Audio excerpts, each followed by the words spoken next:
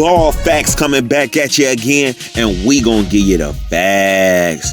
All right, today we're gonna get into the Pelicans game. Lonzo and the boys went against the Warriors, and we're gonna talk about what transpired. We gotta go into Okafor's size advantage that he did not capitalize on. We gotta go into Lonzo's shot. We gotta go into JJ Redick's shooting. We also gotta get into Brandon Ingram's points and a lot more. But first, let's just watch some gameplay. Come on. Ball for three, got it.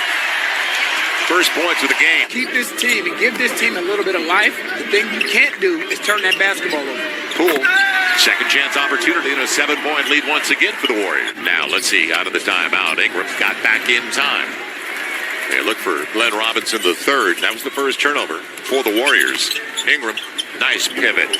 Beautiful. And his first basket of the game. Beautiful. Nico Melli, the 28-year-old rookie, 12-year vet over in the EuroLeague. And a good find for the Pels. D'Angelo Russell weaves his way to the cup. Good move. He's very crafty with the basketball. Right now the Pels in scramble mode. Steph Curry working on JJ Redick. In that particular situation, I know most teams will tell you don't leave the court. Well, that was in and out of his hands in a hurry. He needs to get going. It's good to see him knock a shot down. Yeah, 4 of 16 last game. Deep triple. Well, Poole was due, wasn't he? Steph Curry. He was looking for Glenn Robinson the third. That was taken away, so it's D'Angelo Russell. And the first double-digit lead of the game belongs to Golden State. Green is the guy they're protecting the rim. Force their hand and make them play. You want to turn your back on the basketball, you'll get burned every time. Phenomenal. 82 points, shooting almost 53% from three-point line in his first 3 contests with his new team. Basket right there. And matchup. Lee had the layup. Russell won't get the 3, but Spellman read it beautifully. 27-20, 10-0 now. They continue to dominate the boards. That was a long rebound. Good look. Damian Lee, their bench extensively. Pels have already played 10 players.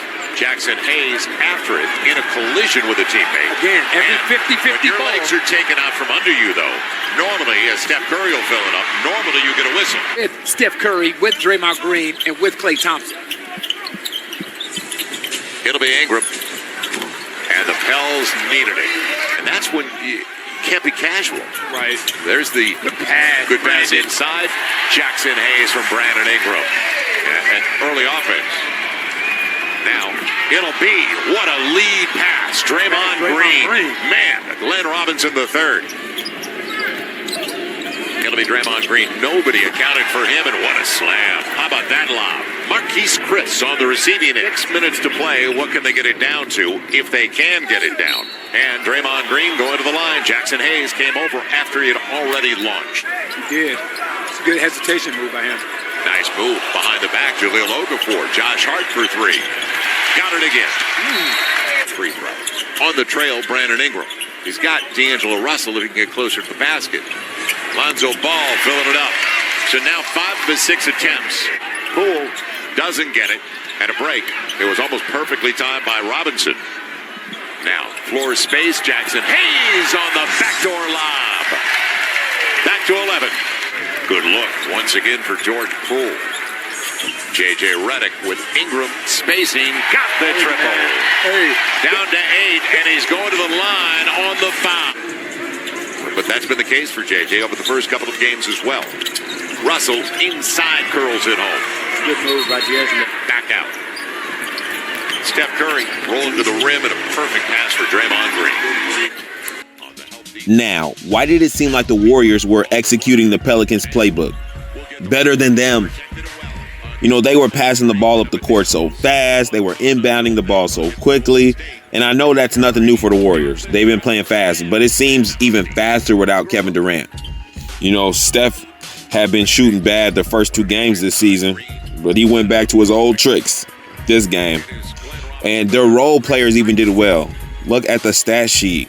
Man, people I don't even know were catching lobs. I'm like, who is this dude?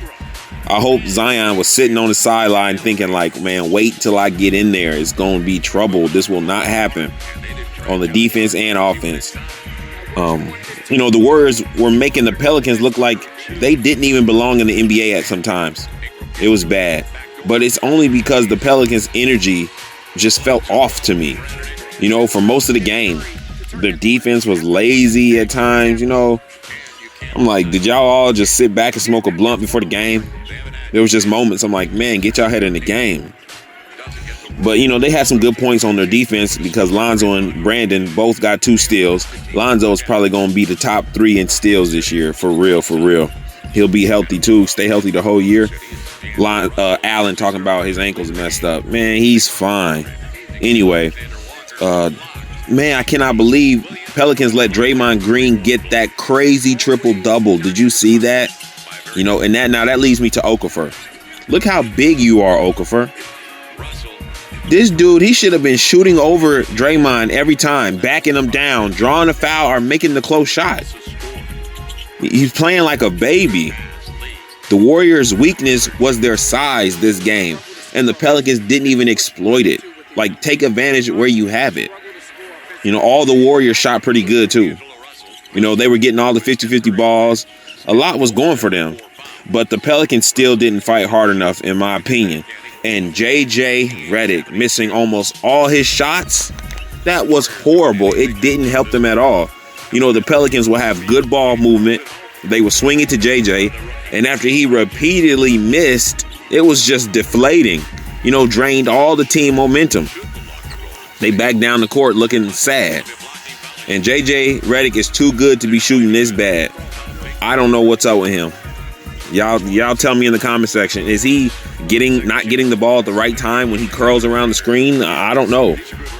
But in order to win, JJ, you cannot shoot 11% from the 3-point range. You cannot.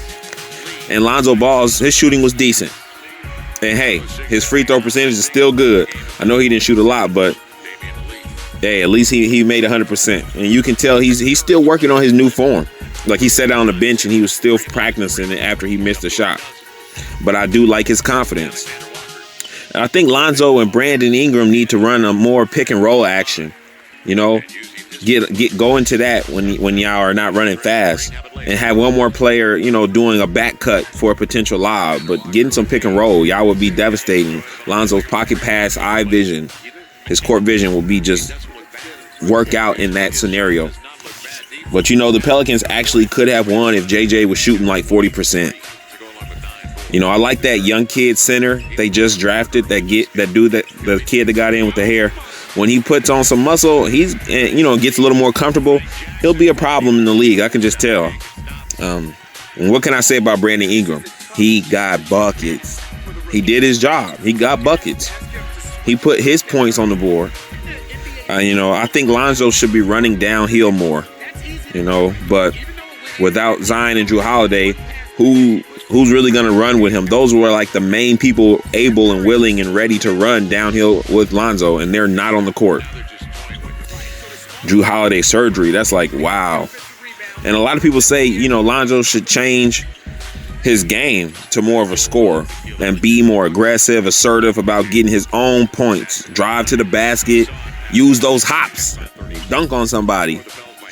And right now with Zion and Jrue out, that kind of might be true, because obviously someone needs to step up. But really, that's not Lonzo's game. And he was raised playing with LaMelo and LiAngelo. He's used to there being a few separate dominant sources other than him that he can feed, and they just go get a bucket. And then his passing to them, it would be such a huge threat that he would feed off of it, and it would create his offense. And right now, Brandon Ingram is one of those people that Lonzo can pass to. But when Zion and Jrue get back, Lonzo should do a lot better. And the Pelicans, they knew what kind of player he was when they got him. That's why they got him. One thing I know is if Jello was out there, yes, you heard me right, LiAngelo, he would have shot a better percentage than J.J. Redick. Had at least 20. And they could have even won the game. All y'all people hating on Jello, get real. Get real.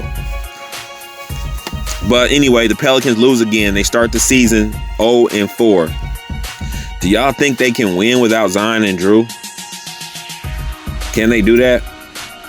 Ball Facts again. Subscribe, like, comment, and hit the notification bell.